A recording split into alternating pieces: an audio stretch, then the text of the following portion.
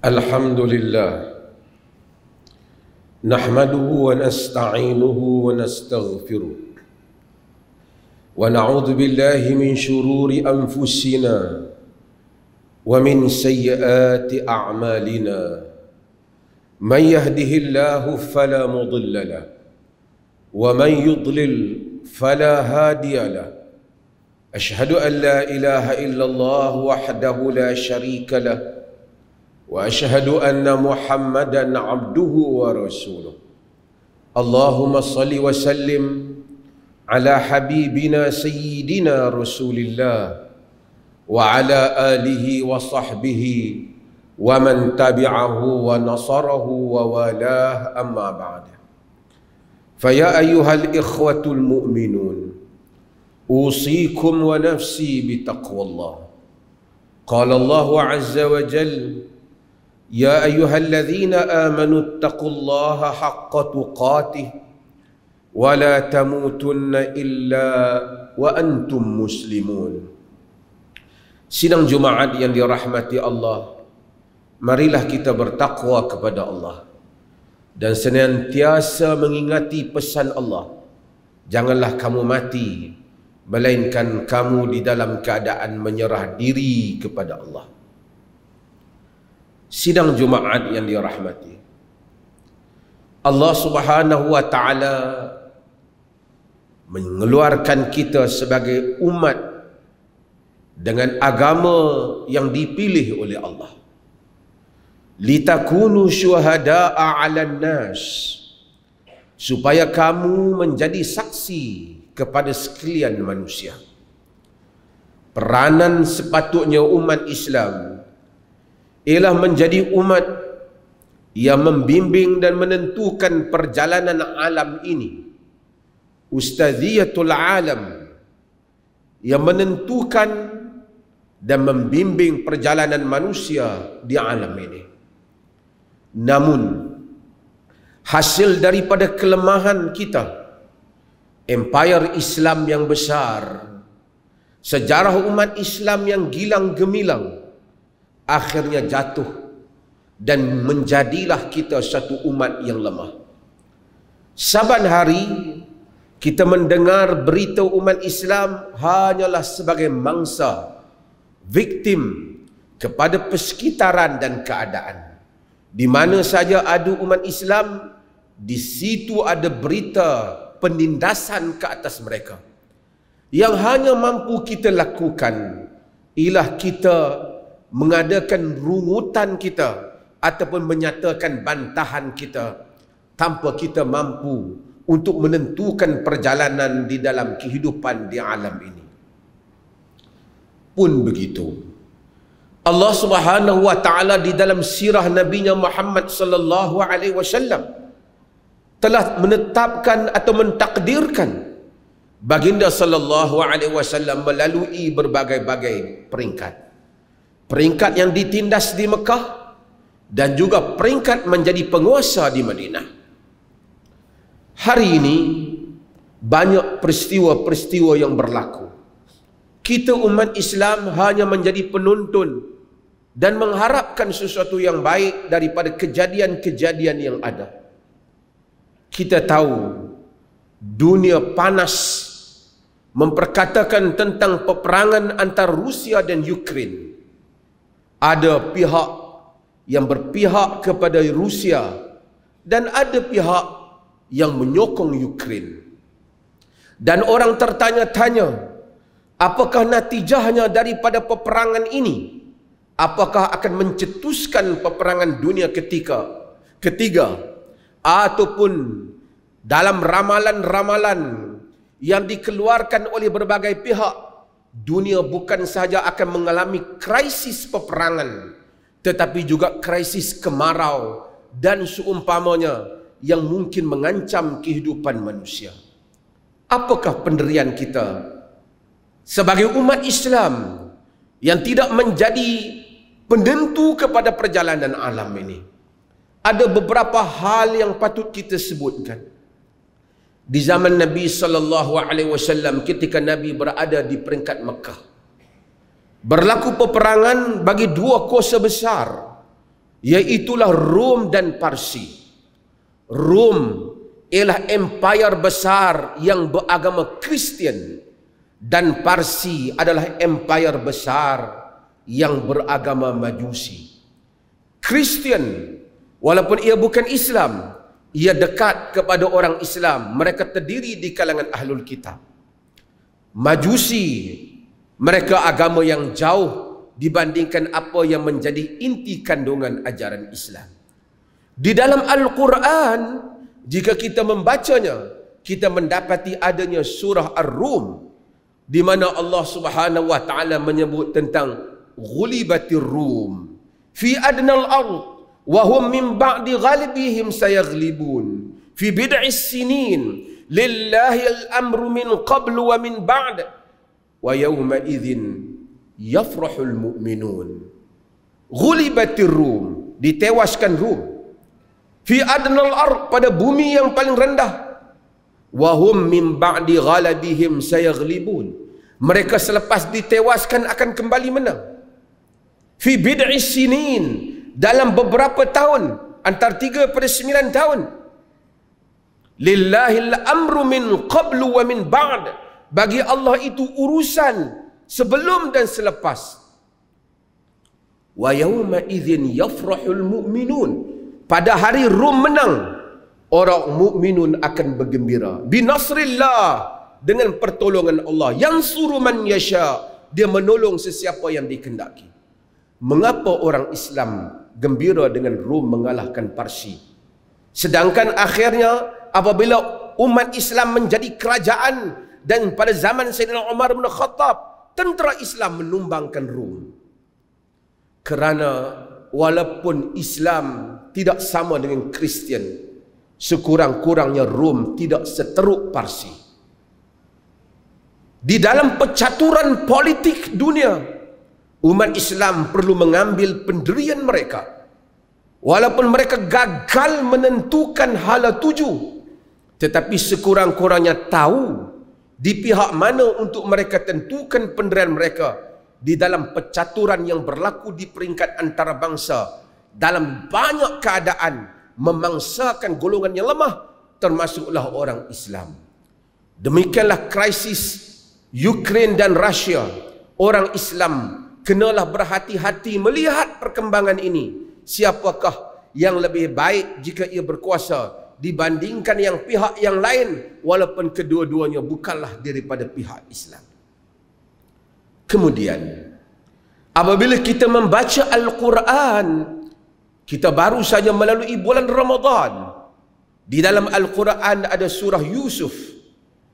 Allah Subhanahu wa taala menceritakan tentang ahsanul qasas. Sebaik-baik kisah di dalam Al-Quran ialah kisah dalam surah Yusuf. Satu surah daripada awal sehingga akhir Allah menceritakan tentang Nabi Yusuf alaihi salam. Di dalam kisah Nabi Yusuf alaihi salam ada beberapa iktibar kita, khususnya terhadap ramalan masa depan kegusaran manusia. Kita tidak tahu sejauh mana benar ataupun tidak apa yang diperkatakan tentang hari ini, tentang masa depan ekonomi manusia di dunia ini, tentang ramalan kekurangan makanan dan seumpamanya yang menjadi perbincangan di berbagai-bagai pihak. Tetapi surah Yusuf, apabila raja di Mesir mempunyai mimpi yang pelik, dan mimpi itu ditafsirkan oleh Nabi Yusuf alaihi salam, yang mana Allah telah mengajarnya ta'wil al-ahadith, keupayaan menafsir mimpi. Raja Mesir menyatakan, wa qala al-maliku inni ara sab'a baqaratin siman ya'kuluhunna sab'un ijaf wa sab'u sumbulatin khudrin wa ukhra yabisat. Wa qala al-malik, raja berkata, inni ara, aku melihat sab'a baqaratin siman, 7 ekor lembu yang gemuk, ya'kuluhunna sab'un ijaf, telah memakan lembu yang gemuk itu 7 ekor lembu yang kurus. Wasab'a sumbulatin, dan 7 tangkai khudrin yang hijau, wa ukhra yabisat, dan 7 lagi merupakan tangkai yang kering. Dia tak tahu mimpi apa yang dia mimpi ini. Al-Quran menceritakan Nabi Yusuf alaihi salam tidak menafsirkan terus mimpi itu, tetapi memberikan penyelesaian kepada ramalan ataupun andaian yang mungkin berlaku di sebalik mimpi itu. Kata Nabi Yusuf alaihi salam, tazra'una sab'a sinina da'aba fama hasadtum fadharuhu fi sumbulihi illa qalilan mimma ta'kulun. Tazra'una sab'a sinina da'aba. Kamu terus menerus menanam pokok, menanam tanaman sab'a sinin, 7 tahun. Da'aba, berterusan, bersungguh-sungguh. Fama hasadtum, apa yang kamu tuai, fadharu fi sumbulihi, kamu biarkan di tangkainya, illa qalilan mimma ta'kulun, melainkan sedikit yang kamu akan makan. Yakni 7 tahun bekerja kuat, makan juga jangan banyak, berhati-hati tidak mengambil hasil untuk kamu menyimpannya. Yang kamu simpan pula kekal di tangkainya. Ini apa yang Nabi Yusuf alaihi salam minta kepada raja itu lakukan. Kerana apa Nabi Yusuf alaihi salam meminta hal yang seperti itu? Kerana kemudian baru Nabi Yusuf alaihi salam memberitahu, kerana selepas itu akan datang 7 tahun kemarau. Summa ya'ti min ba'di dzalika sab'un shidad. Kemudian akan datang selepas itu 7 tahun kemarau. Ya'kulna ma qaddamtum lahun illa qalilan ma tuhsinun. Yang mana kamu 7 tahun itu akan memakan semua hasil yang mana kamu tuai, yang mana kamu simpan, yang mana kamu usahakan. Melainkan kata Nabi Yusuf, walaupun 7 tahun yang kemarau yang akan datang itu, selepas 7 tahun kamu bekerja kuat, sebahagiannya kamu simpan. Jangan makan habis walaupun mana musim kemarau. Kata ahli ekonomi, tujuan Nabi Yusuf supaya jangan dimakan semua, bakinya supaya ada hasil untuk dibuat benih, untuk ditanam selepas daripada itu. Walaupun kemarau hanya 7 tahun, tetapi selepas daripada itu kata Nabi Yusuf, summa ya'ti min ba'di dzalika 'amun fihi yughasun nas. Kemudian akan datang selepas daripada itu tahun yang mana hujan melimpah kepada manusia, wa fihi ya'sirun, padanya juga mereka akan memerah hasil buah-buahan mereka. Apabila orang perah buah-buahan, tanda tanah subur, buah banyak, bukan saja cukup untuk makan, cukup juga untuk dibuat berbagai-bagai yang lain, dibuat perahan-perahan yang lain kerana hasilnya banyak. Nabi Yusuf alaihi salam menyebut hal ini supaya ramalan yang ada itu, kata Nabi Yusuf, kamu akan menghadapi 7 tahun ini. 7 tahun yang kamu akan hadapi yang kemarau, kamu dahului ia dengan 7 tahun bekerja sungguh. Pada 7 tahun bersungguh bekerja, jangan kamu makan semua hasilnya, berhati-hati dan berjimat. Pada 7 tahun kemarau, kamu makan semua hasil kamu tinggal sedikit, kerana akan datang tahun kelapangan. Pada tahun kelapangan itu, kamu gunakan baki itu untuk kembali menyuburkan tanah.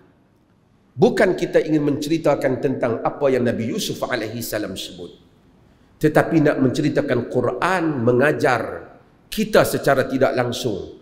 Jika menghadapi ancaman kemarau dan seumpamanya kesusahan masa depan, hendaklah kamu mempunyai perancangan yang terbaik. Bukan saja perancangan untuk menghasilkan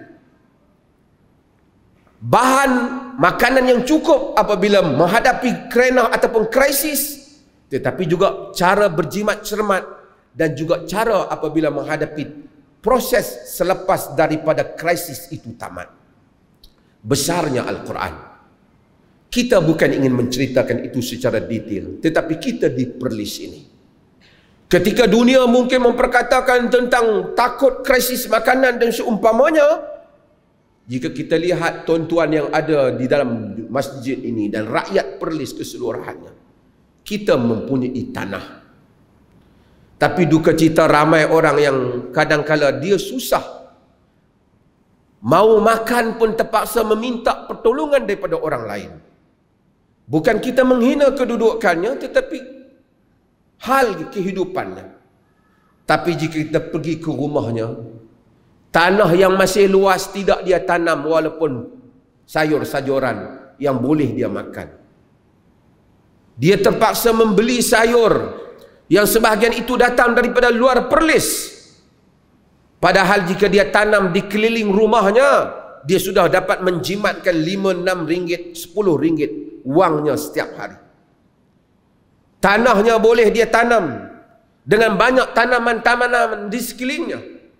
Orang yang duduk di rumah flat dapat tanam tanaman kadangkala untuk makan keluarganya. Orang yang duduk rumah di atas tanah bagi rakyat negeri Perlis umpamanya, kadangkala memohon bantuan untuk membeli sayur-sayuran, padahal boleh ia tanam di tepi rumahnya. Ini adalah masalah. Bukan soal ramalan memperkatakan apa yang kita baca di media sosial, tetapi bagaimanakah sikap kita harian sebagai umat Islam di dalam menghadapi kehidupan. Belum memperkatakan tentang siadatul ummah, kepimpinan umat, gagal untuk kita memimpin diri kita sendiri dalam sebahagian keadaan. Majlis Agama Islam dan Adat Istiadat Perlis, alhamdulillah dengan limpah kurniaan Allah, memberikan bantuan yang banyak kepada rakyat negeri Perlis ini. Kita pergi rumah ke rumah, alhamdulillah sebahagiannya baik, tapi kita tak boleh nafikan sebahagian rumah-rumah itu yang mengadu kesusahan, kekurangan makanan dan beras untuk dibeli, padahal di keliling rumahnya masih ada tanah untuk dia tanam dengan tanam-tanaman. Malas, enggan berusaha, duduk saja, tidak merancang masa depan, ialah perangai ataupun sikap yang perlu kita ubah. Ia tidak secocok dan sejajar dengan Al-Quran yang kita angkat dan kita baca saban hari, terutama pada bulan Ramadan yang lepas. Marilah sama-sama, bukan saja kita memperkatakan tentang krisis dalam dunia ini, kita juga memperkatakan tentang krisis kita dalam kehidupan umat Islam, di dalam kehidupan kita seharian, supaya kita menjadi umat yang berusaha. Allah Subhanahu wa taala menyebut, wa'iddu lahum mastata'tum min quwwah wa min ribatil khail turhibuna bihi aduwallah wa aduwakum. Bersiap sedialah kamu menghadapi mereka apa yang kamu mampu daripada kekuatan, daripada kuda-kuda yang bertambat, yang mana kamu gerunkan dengannya musuh Allah dan musuh kamu. Hari ini mungkin bukan kuda yang bertambat, tapi yang penting moral daripada ayat itu, apa yang menggerunkan musuh Allah dan musuh kamu, daripada senjata yang menggerunkan. Jika umat Islam bukan saja gagal untuk menggerunkan musuh, tapi gagal untuk menjadikan dirinya hidup sebagai manusia yang berdikari, kita tidak akan menjadi umat seperti mana yang disifatkan oleh Allah. Wa kadzalika ja'alnakum ummatan wasata. Yang demikian itu kami jadikan kamu umat pertengahan. Litakunu syuhada'a 'alan nas, supaya kamu menjadi saksi kepada sekalian umat yang lain. Barakallahu li wa lakum fil Qur'anil 'azim wa nafa'ani wa iyyakum bil ayati wa dzikril hakim.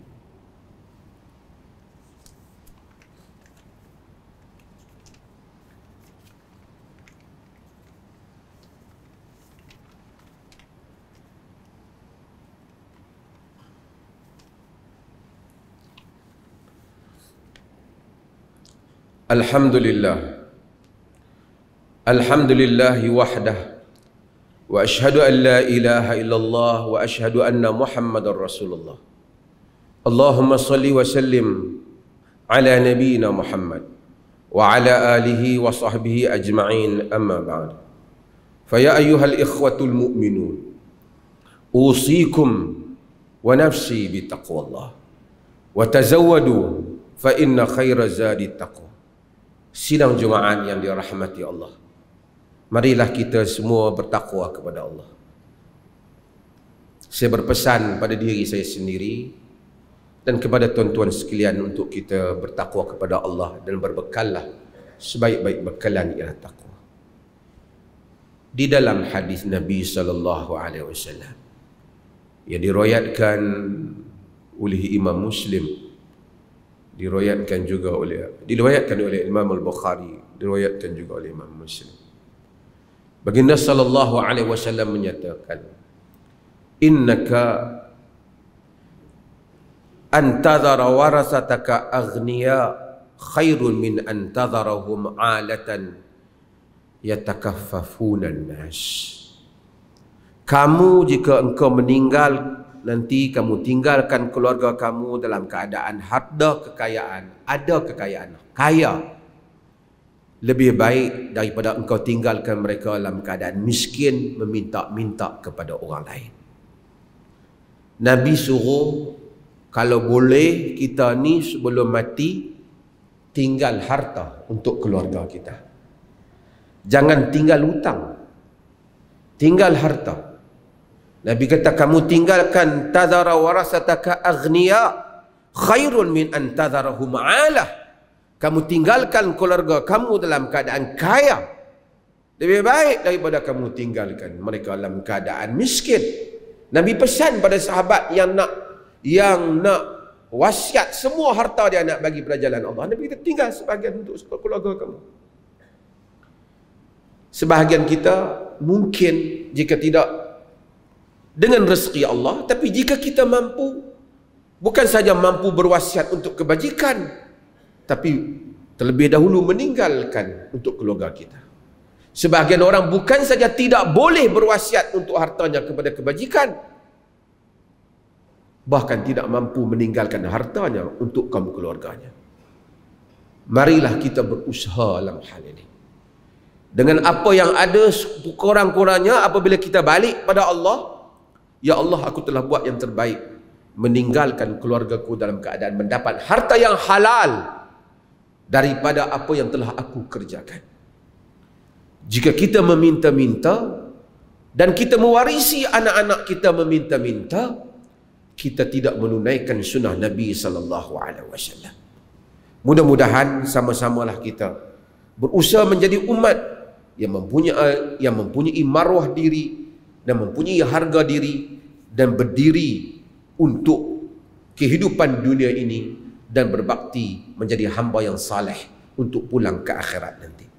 Inna Allaha wa malaikatahu yusalluna 'alan nabi ya ayyuhalladzina amanu sallu 'alaihi wa sallimu taslima. Sesungguhnya Allah dan malaikatnya berselawat kepada Nabi. Wahai orang-orang yang beriman, hendaklah kamu berselawat dan salam kepadanya. Allahumma salli ala Muhammad wa ala ali Muhammad kama sallaita ala Ibrahim wa ala ali Ibrahim wa barik ala Muhammad wa ala ali Muhammad kama barakta ala Ibrahim wa ala ali Ibrahim fil alamin innaka Hamidun Majid. Allahumma ghafiril muslimina wal muslimat wal mu'minina wal mu'minat al-ahya minhum wal amwat innaka sami'un qaribun mujibud da'wat wa qadiyal hajat. Ya Allah, ampunilah seluruh kaum muslimin, sama ada yang hidup ataupun yang telah mati. Ya Allah, berikanlah hidayah serta rahmat-Mu kepada kami sekalian hamba-hamba-Mu dan kepada pemimpin kami, terutama Raja Pemerintah Negeri Perlis Tunku Said Sirajuddin Ibnu Almarhum Tunku Said Putra Jamalul Lail dan Raja Muda Perlis Tunku Said Faizuddin Putra Ibnu Tunku Said Sirajuddin Jamalul Lail serta kaum kerabat baginda, supaya sentiasa beramal dengan kitab-Mu dan sunnah Nabi Muhammad sallallahu alaihi wasallam. Engkau lanjutkanlah usia baginda berdua dalam keadaan selamat, sihat sejahtera, dan semoga dengan kesihatan yang baik yang Engkau kurniakan kepada baginda berdua, terlaksananya pemerintahan yang adil, lagi diredai olehmu. Ya Rahman, Ya Rahim, kami memohon kepadamu dengan segala kerendahan diri sebagai hamba-Mu. Engkau indahkanlah akhlak kami, Engkau perbaiki pergaulan antara kami, Engkau peliharalah kami daripada penyakit lemah, malas, berpemikiran dangkal dan buruk budi pekerti. Ya Rahman, Ya Wadud, Engkau baikilah keluarga kami, anak isteri kami, saudara mara kami, jiran tetangga kami, dan seluruh mereka yang kami kasihi. Engkau jadikanlah kami umat yang mempunyai ketinggian budi, mempunyai nilai akhlak, mempunyai minda yang unggul dalam menguruskan kehidupan ini dan menjadi teladan yang baik kepada manusia yang lain. Rabbana atina fid dunya hasanah wa fil akhirati hasanah wa qina adzaban nar. Wa sallallahu ala nabiyyina Muhammad walhamdulillahi rabbil alamin.